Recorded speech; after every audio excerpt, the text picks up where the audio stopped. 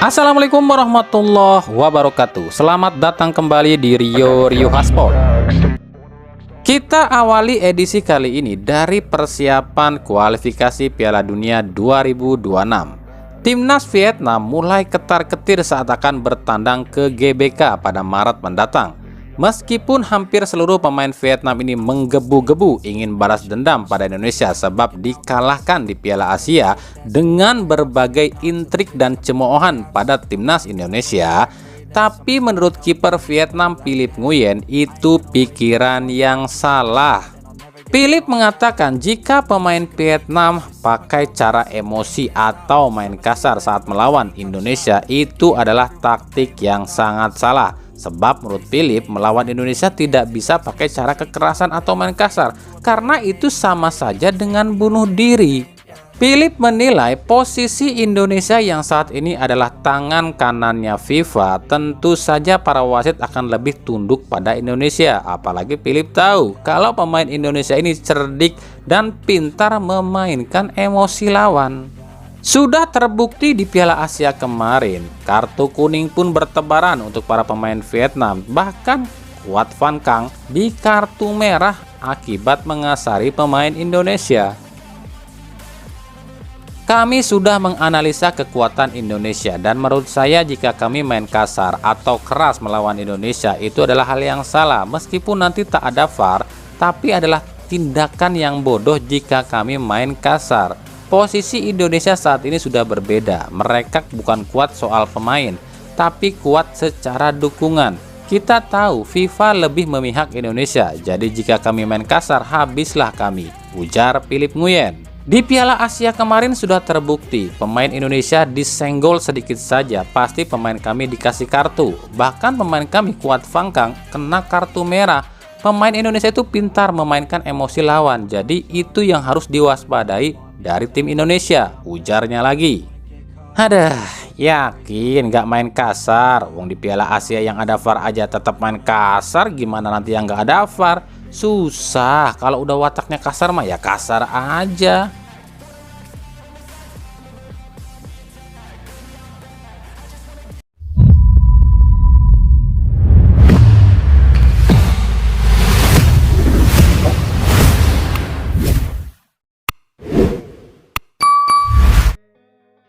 Sementara dari persiapan Piala Asia U23, manajer timnas Sumarji mengklaim jika seluruh tim di Liga 1 sudah setuju melepas pemainnya ke timnas U23. Tapi yang jadi permasalahan adalah tim-tim luar negeri apakah mau melepas pemainnya? Ini yang coba diupayakan oleh PSSI. Berikut pernyataan Sumarji. Untuk Piala Asia U23, kami sudah waktu yang lalu kami sudah berbicara dengan beberapa klub. Prinsipnya sih teman-teman banyak mensupport, ya banyak mensupport. Tapi yang menjadikan pembicaraan intens itu adalah teman-teman yang main di luar. Sehingga kami menginginkan pemain yang di luar itu secara keseluruhan yang memang masuk dalam skuad U23 itu bisa ikut gabung. Kemarin kita sudah bicara dengan teman-teman dan sudah kita sampaikan, dan insya Allah teman-teman semua. Ya emang sih, Lino, Struik, Jenner, Bagot, Habner, dan Arhan adalah tulang punggung utama Sintayong di timnas. Jadi opsinya kalau pemain-pemain ini nggak bisa dibawa, ya mau nggak mau Sintayong harus secepatnya ambil pemain yang muda, yang tanpa harus melalui proses naturalisasi, yakni 20 tahun ke bawah. Ya itu pun kalau bisa.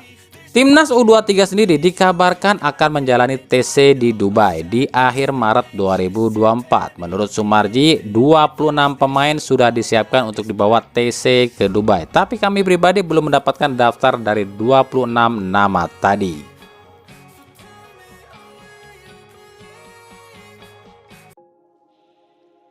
Kita beralih ke berita klub dari Persib Bandung. Ini ada yang nanya nih, Bang emang benar Alberto Rodriguez sama Ferdiansa ini ribut? Wah kalau ini kami nggak bisa memastikan sebab kami nggak ada videonya. Kami udah coba nih tanya dan minta sama pihak kami yang ada di Bandung, tapi nggak ada yang mau ngasih videonya.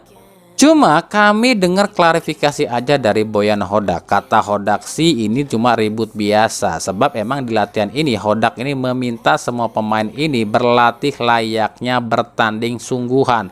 agar para pemain ini bisa dipilih menjadi pemain utama. Jadi wajar kalau ada tensi ketegangan. Nah, ini pernyataan Boyan Hodak ya. Few times I need to stop because players were too excited, so there was some dangerous tackles and things like this, but it's good because everybody fighting for the first 11. Cuma di sini justru Nick Wipers nih yang diusir sama Hodak. Lah, kenapa? Kok Nick yang diusir? Kan Nick nggak ribut. Nick ini diusir bukan karena ribut, tapi Nick ini diusir ke rumah sakit. Sebab Nick ini muntah-muntah keracunan makanan katanya. Waduh, ayah wai. Piraku keracunan bala-bala si Nick teh. Di sini ada satu hal yang pasti nih, Persib nggak akan uji coba lagi, cuma akan game internal aja. Itu nanti ya tanggal 18 Februari. Nah, ini pernyataan Boyan Hodak ya. And about friendly games, Nobody, we cannot get opponent because of what this is one of the reasons, so we will play just internal match between ourselves. where? 16. Dan di video ini kami mau sedikit meluruskan rumor-rumor yang bertebaran. Katanya Persib ini udah merekrut pemain asal Vietnam. Siapa ya? Phu Phan Tan? Atau siapa nih? Dan katanya juga Persib ini udah ngerekrut pemain asal Jepang, yakni Ritsu Doan. Aduh, kalau rumor Phu Phan Tan ini kan itu rumor tahun 2023 cuy, dan gak kebukti juga, kok masih ditanyain sih. Aduh. Nah, kalau soal Ritsu Doan yang dirumorkan ke Persib ini kan gara-garanya cuma Maklok ini pakai jersey timnas Jepang kan, yang di jerseynya Ritsu Doan. Kan di situ Maklok udah cerita kalau dia ini cuma tukeran jersey aja di Piala Asia kemarin, dan nggak masuk akal aja kalau buat kami Ritsu Doan ke Persib. Sebab saat ini Ritsu ini main di Liga Utama Jerman loh bersama klub Freiburg, dan kontraknya masih panjang sampai 2025. Dan harga Ritsu Doan pun nggak masuk akal buat tim-tim Liga 1, yakni harganya 312,87 miliar. Ya masa sih harga segitu mahalnya masih aja dibikin gosip? Aneh ya netizen kita, katanya udah pada pinter, kok yang ginian aja pada percaya sih? Aduh.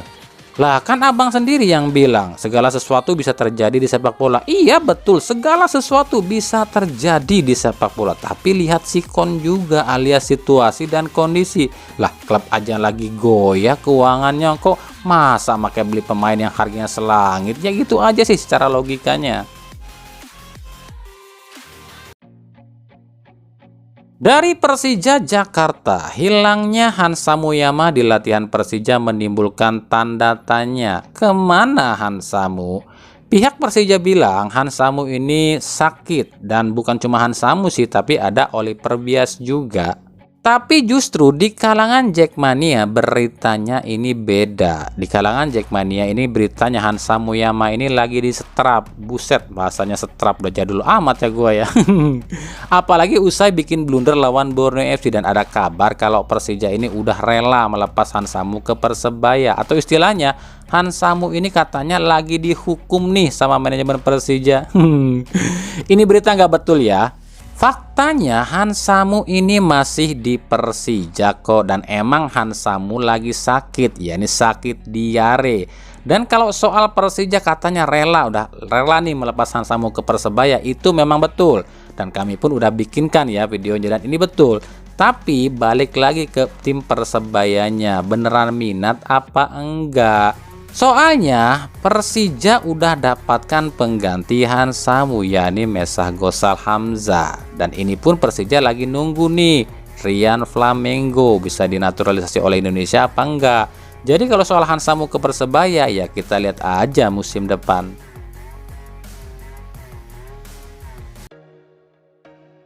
Sementara di pihak Persebaya, pelatih Persebaya Paul Munster justru tetap ngotot ingin adakan uji coba sebelum liga dimulai lagi.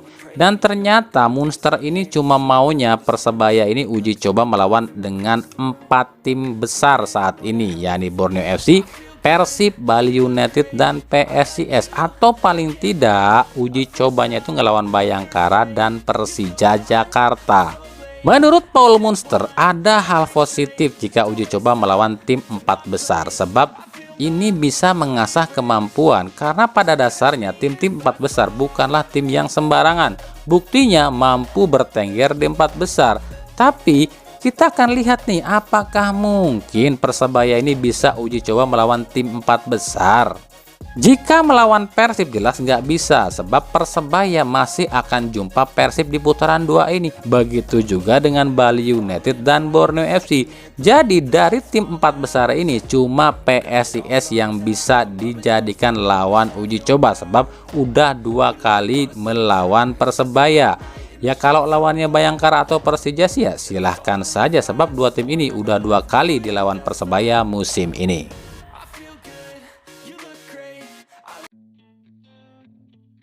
Dari Persikabo ini lagi rame nih di kalangan pecintanya Persikabo nih. Ada kabar soalnya, katanya sih kalau Persikabo ini terdegradasi ke Liga 2, maka Aji Santoso akan out, alias Aji Santoso ini nggak mau ikut ke Liga 2. Tapi kami ingatkan, ini semua baru sekedar isu atau rumor loh ya. Makanya Aji Santoso ini ngotot banget dan yakin banget kalau Persikabo ini akan lolos dari zona degradasi. Ya kalau Persikabo ini terdegradasi dan Aji memilih mundur, berarti emang Aji nggak serius dong latih Persikabo. Ya kalau itu sih udah kelihatan lah, sejak awal aja udah aneh kenapa Aji Santoso ini mau ngelatih Persikabo. Padahal Aji Santoso nggak ada niat lo buat latih Persikabo.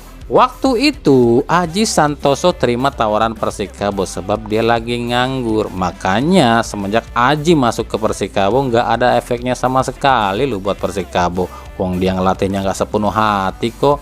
Nah ada kabar juga nih, jika Persikabo ini terdegradasi ke Liga 2, maka Jajang Nurjaman akan kembali direkrut nih. Apalagi usai Janur ini dilepas oleh Persela lantaran gagal mengangkat prestasi. Persela ini promosi ke Liga 1. Ya elah, kalau ujung-ujungnya balik lagi ke Janur, yang ngapain kemarin dilepas coba? Aduh.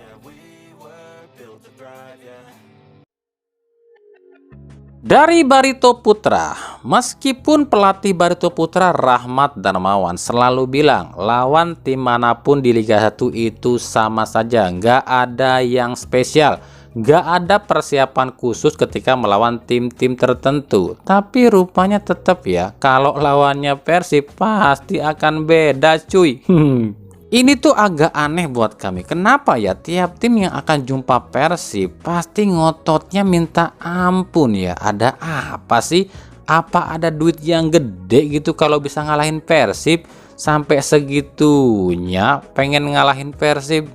Musim kemarin ketika Persib tandang ke markasnya Barito Putra ini kan ada polemik nih. Bukan polemik sih, ada video. Kalau ada oknum supporternya Barito Putra ini ngelemparin yang katanya sih itu jimat biar Persib ini letoy dan kalah.